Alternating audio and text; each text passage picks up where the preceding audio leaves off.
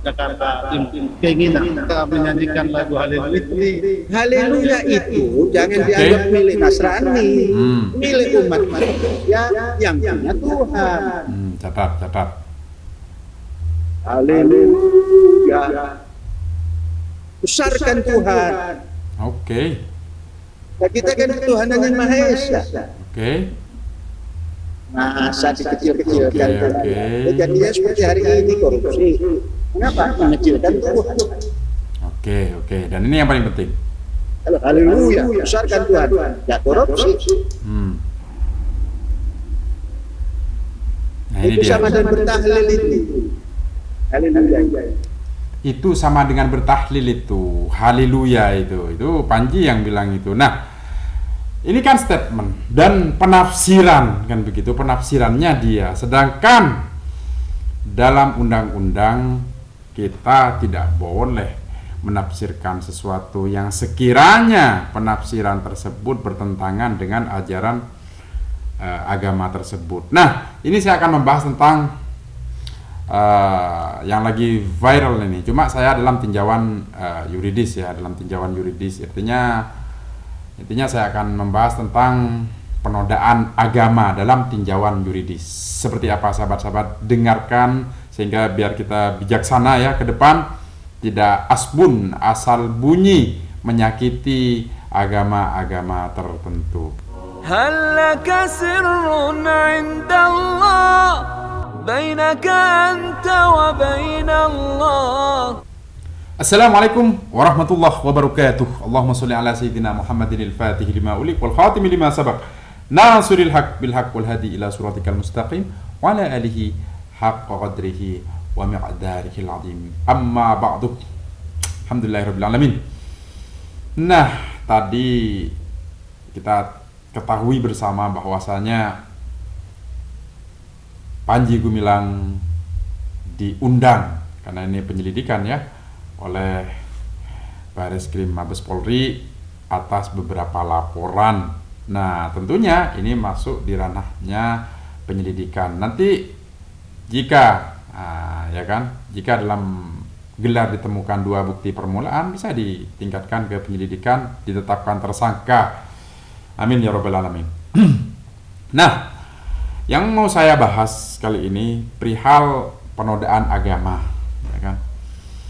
Jika Bang Edi di TV One itu menjelaskan perihal penodaan agama, ya, sebenarnya itu sudah gamblang, namun karena pada waktu itu panas ya, ada dalam beberapa tinjauan, ya kan, dalam beberapa tinjauan, dan video ini juga biar dibaca juga oleh yang mendukung Panji ya, yang di TV One itu, yang ngakunya seorang dosen gitu kan. Oh, dosen.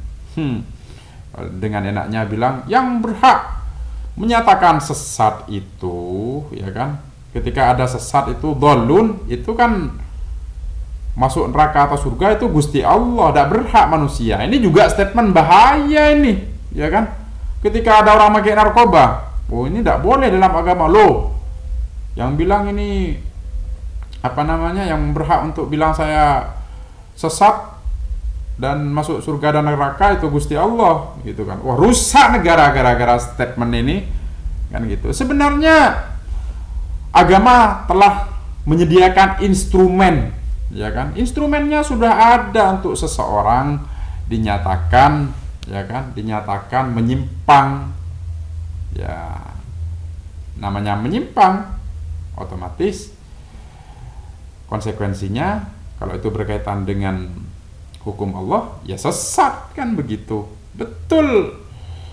MUI yang menyatakan itu ketika ada orang yang mengatakan ada fatwa yang mengatakan berzina itu haram, dan nas di Al-Quran juga mengatakan demikian, ya kan.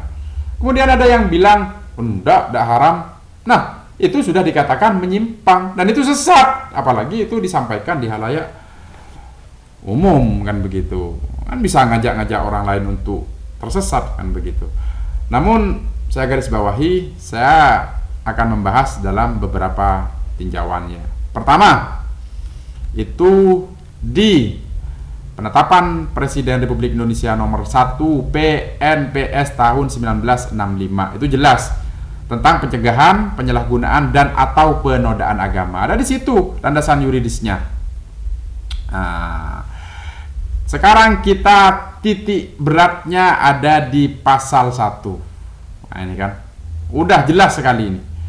Setiap orang dilarang, ini klausulnya, dilarang dengan sengaja di muka umum, ya kan, menceritakan, satu, menganjurkan atau mengusahakan dukungan umum untuk melakukan penafsiran, ini loh, catat ya, penafsiran tentang suatu agama yang dianut di Indonesia, entah itu Islam, Kristen dan lain sebagainya, dan atau melakukan kegiatan-kegiatan keagamaan yang menyerupai, ya kan, yang menyerupai kegiatan-kegiatan keagamaan dari agama itu. Contohnya, ya kan,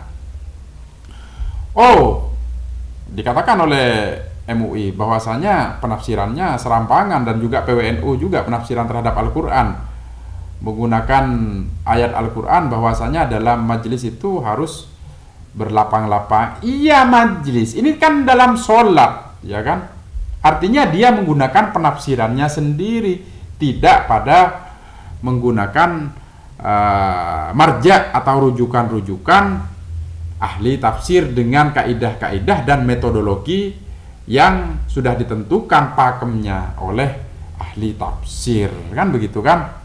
Asbabun nuzulnya semuanya itu udah ditetapkan, udah udah paten itu. Ahli-ahli tafsir itu tentunya domainnya mereka. Ini ditafsirkan sendiri. Ini di pasal 1 ini sudah masuk terhadap unsur itu. Artinya itu bagian dari, bukan keagamaan itu, penafsirannya, kan begitu. Penafsiran dan kegiatan mana menyimpang dari pokok-pokok ajaran itu diperjelas lagi di pasal 1 ini. Penafsiran dan kegiatan mana menyimpang dari pokok-pokok ajaran itu. Sahabat-sahabat bisa download di bawah ini, ya kan? Bisa download, bisa dibaca-baca agar kita cerdas, ya, ketika menemukan ada orang yang menyimpang, laporkan saja, kan begitu. Itu landasan yuridis, landasan hukumnya berdasarkan PNPS tahun 1965 tentang pencegahan penyalahgunaan dan atau penodaan agama. Nah, sekarang dalam tinjauan KUHP. Nah, ini KUHP nih. Pasal 156A. Dengerin ya. Jadi bisa ditahan nih karena 5 tahun ya. Dipidana dengan pidana penjara selama-lamanya 5 tahun. Barang siapa dengan sengaja di muka umum mengeluarkan perasaan atau melakukan perbuatan A1 yang pada pokoknya bersifat permusuhan, penyalahgunaan dan atau penodaan terhadap suatu agama yang dianut di Indonesia. Artinya, kalau kita menganut agama Islam kemudian menafsirkan ayat serampangan keluar dari pakem yang telah disepakati dan dengan metodologi yang telah dikuasai oleh ahli-ahli tafsir, secara otomatis kita akan sudah menyalahgunakan label kita selaku umat Islam, kan gitu. Apalagi itu serampangan. B, dengan maksud agar supaya orang yang tidak menganut agama apapun juga yang bersendikan kepada Tuhan yang Maha Esa. Ini intinya ada di pasal 156A huruf A. Itu dalam KUHP. Sekarang, nah ini kompetensi saya ini dalam Undang-Undang ITE, Informasi Transaksi Elektronik, Undang-Undang 19 tahun 2016. Nah, bunyinya, dengerin ya sahabat-sahabat, bahwa setiap orang dengan sengaja dan tanpa hak, catat, sengaja tanpa hak. Dalam kasusnya Panji Gumilang kan, ketika itu ditayangkan di YouTube, channel YouTube, di sana kan ada publik, tidak publik. Ketika diklik itu publik, otomatis dia sengaja akan menyebarkan itu. Setiap orang dengan sengaja dan tanpa hak. Yang dimaksud tanpa hak, apakah dia berkompeten, ya kan, menyampaikan haleluya itu sama dengan tahlil. Dia itu berkompetensi enggak untuk itu? Punya kompetensi enggak untuk menafsirkan haleluya itu sama dengan tahlil? Otomatis tanpa hak kan? Menyebarkan informasi yang ditujukan untuk menimbulkan rasa kebencian, enggak usah ditanya. Kalau menimbulkan rasa kebencian, bisa dilihat di komentar-komentarnya orang itu. Yang ditujukan dan untuk menimbulkan rasa kebencian atau permusuhan individu dan atau kelompok masyarakat tertentu berdasarkan atas suku, agama, ras, dan antar golongan. Itu bunyinya pasal 28 Undang-Undang Informasi Transaksi Elektronik. Tentunya 3 klausul itu yang harus dipahami dengan sengaja tanpa hak, yaitu informasi yang ditujukan untuk menimbulkan rasa kebencian dan domainnya di sini agama. Kalau melanggar ini, lagi-lagi ada konsekuensi pidana yang harus diterima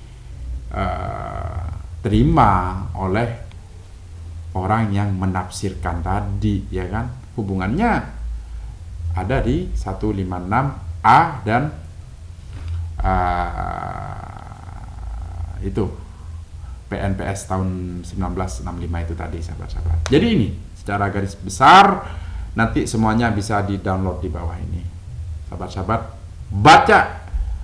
Setelah sahabat baca, sahabat bisa sebarkan informasi ini untuk mengajak masyarakat agar lebih berhati-hati dalam mengeluarkan statement.